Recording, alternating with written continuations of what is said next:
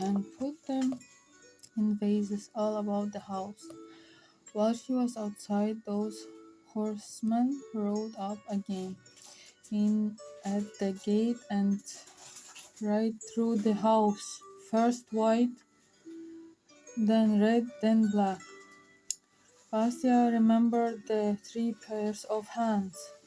The third was no sooner past than dusk fell and Baba Yaga came speeding home, her mortar spinning, her pestle pushing her broom, sweeping away all trace of her passage through the forest. "Open door!" she screeched as she came. Baba Yaga looked around her at the bluebells. "And is it done, the work, or am I to eat you for supper?" Having the lid of the corn bin, they squint inside, and there, gracious and goodness, were a dozen bushels of clean wheat. "Oh, do I smell magic?" said the witch woman, in a voice like a crooked crow. "How come the impossible done by a young girl like you? Please, Mom." "By reason that my mother loved me, I suppose," said Vasya, curtsying. "I'll just fetch your dinner." Once again the witch woman ate as much as any army of men, and again the three pairs of hands, white, red, and black, cleared the table and carried her to bed.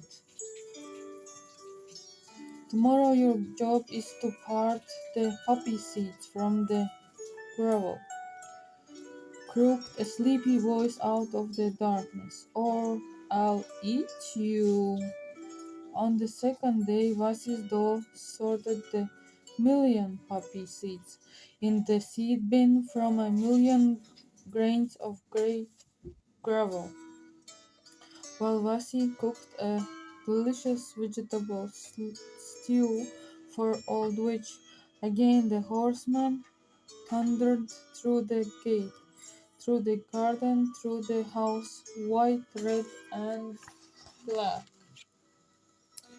Again dark fell, and the witch was home again. Push, swish, push, swish. "Oho, oho, I smell magic here," she said, running the poppy seeds through her bony fingers. "How come the impossible done by a young girl like you?" "Please, Mom, by reason that my mother loved me, I suppose," said Vasi, courtesying. "I cook you a special stew for dinner." Baba Yaga began to warm towards the young girl. "Say, child, is there anything that puzzles you about this strange world?" "There is," said Vasya. "Who are the horsemen I saw out there in the forest? One white, one red, one black." "Oh, one is my bright dawn, one my red noon, one my dark night," said Baba Yaga and peered keenly into Vasya's pretty face. "What else?" "When I'm older I shall be wiser," said Vasya politely. "It would be rude to pester you with any more questions." Well said," cried the witch woman, leaping up and down with delight and shaking both her bony arms. "If you had asked me one question about the inside of my house, I would have had to eat you. As it is, you may have your light and go. But don't forget your old Granny Yaga when your life changes for the better." She gave Asya a tiny candle in a little candlestick and sent her out into the night. Oddly enough, the light from the candle, small as it was, lit the forest path quite clearly, and thought wolves howled and owls hooted. After 3 days in the house of Baba Yaga, Vasya was not afraid of anything. "Oh, it's you?" said Kasha, heartbroken to see her pretty stepsister safe home again. "What took you so long?" said Masha, snatched the candle. "You've been gone 4 days, and here's us with no warmth, no light, and no hot water to wash in." But before Vasya could tell them everything that had happened, the flame of the lit candle jumped off its wick and began to flit about the room. It grew bigger too, until like a ball of lightning it was rolling around the walls of the house.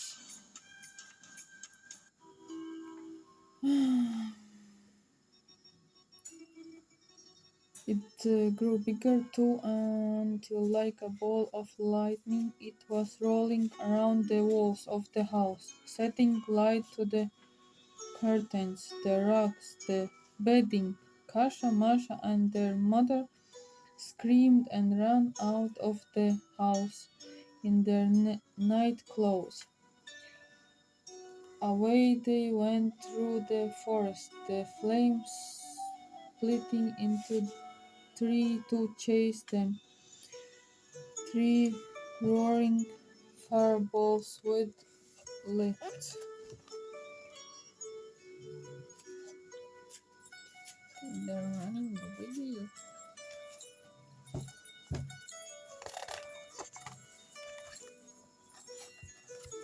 Their flying played like the wicks of candle and drowned out their noise with incendiary crackling. Vasya stood in the garden and watched her home burn down, enjoying the rosy silence, the scene of wood smoke, souring her freedom. She picked out of the ashes her few belongings. Kukolka was safe in her pocket, of course, and walked back through the forest to Baba Yaga's house to tell her the news. But instead of the chicken-legged house, she found only a little cottage, and living there a frail old lady with no one in the world to look after her. "My lodge with you, Grandma," said Vasya politely. "If you buy flax, I can spin and weave it, and you can sell the cloth and keep the money. Like that, we may get by until my father comes home." The lady was very glad of Vasya's company and of her sensible suggestion. She went out at once and with her last kopeck bought all the flax she could afford.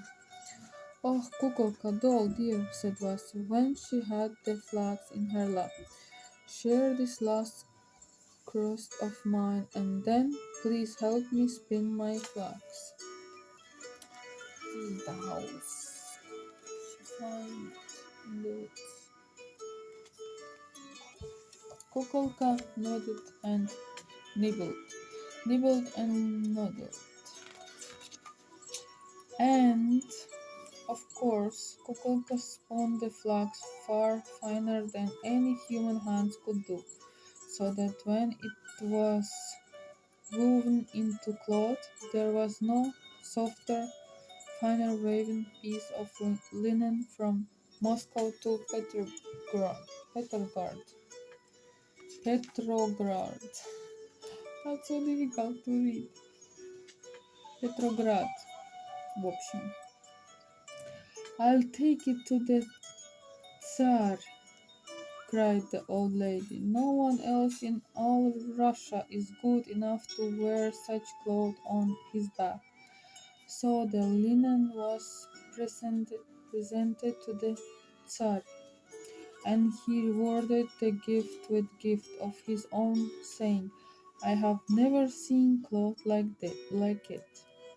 But goodness and gracious, the wave was so very fine that the Tsar tailor had no needle sharp enough to sew it into a shirt, and thought tailors were sent for from Kiev and Omsk and Archangel. None of them could sew the linen either, so the Tsar sent for the old woman and said, Grandma, I'm afraid you will have to sew this for me. You have made it so fine that my tailor cannot pass a needle through it. Bless your majesty, I didn't make it, said the old woman. A young woman staying in my house spun it and wove it, and she is more beautiful than the cloth itself. Then you'd better send her to me, said the Tsar. Vasya was sent for and took back the linen and asked Dolly Kukulka to sew it into a shirt for the Tsar. Now, whether Kukulka sewed magic in the seams, or whether the old woman was less ordinary than she seemed, or whether Vasya was more beautiful than I told you when she placed the shirt in the Tsar's lap. He asked her to marry him then and there said they would have no other bride out of all Russia. And Vasya agreed. Her father came home from business to a surprise or two. His house burned down, his wife and stepdaughters gone, his little Vasya betrothed to the Tsar. But he ran all the way to the palace and was there in time to see the ceremony. Vasya looked more beautiful than ever, and thought many at the wedding wondered. Goodness and gracious, a wedding dress with pockets? Vasya said the pocket was for her doll, and that she would go nowhere without Kukulka, not even to the altar. Thank you much. Thank you very much, my dears. See you next time. Bye.